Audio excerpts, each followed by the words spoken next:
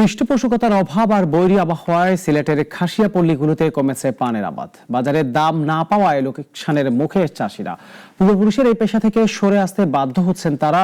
দ্রুত সরকারের হস্তক্ষেপ কামনা করছেন তারা। সালমান শাহ রিপোর্ট, জানাচ্ছেন সিরাজুমনি শুভ। গোয়াইনঘাটের জাফলং নকশিয়াপুঞ্জি ও জৈন্তার মোকামপুঞ্জির খাসিয়াপল্লীর পান সুপারির সুনাম রয়েছে দেশব্যাপী।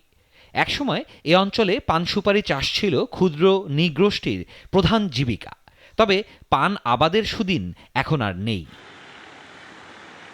পৃষ্ঠপোষকতার অভাব আর বৈরী আবহাওয়ার কারণে এ অঞ্চলে কমে যাচ্ছে পানের আবাদ, সেই সঙ্গে কমছে বরজের বিকিকিনি।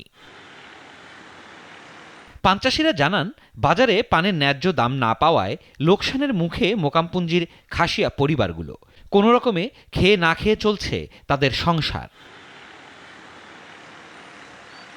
ন্যায্য মূল্য নিশ্চিতের পাশাপাশি সরকারের পৃষ্ঠপোষকতা পেলে পানের উৎপাদন বৃদ্ধির পাশাপাশি বৈদেশিক মুদ্রা অর্জনের মাধ্যমে পল্লীর মানুষদের জীবনমান উন্নয়ন সম্ভব বলে জানান খাসিয়ারা। কৃষি অফিস থেকে যদি আমাদেরকে কোনো ধরনের সেরকম সুযোগ সুবিধা দিত, তাহলে আমরা আর একটু অগ্রসর হইতাম। সরকারের সহযোগিতা যদি পাই আমরা, তাহলে সামনের দিকে আমরা আরো লাভবান হতে পারবো এই পান চাষের উপর।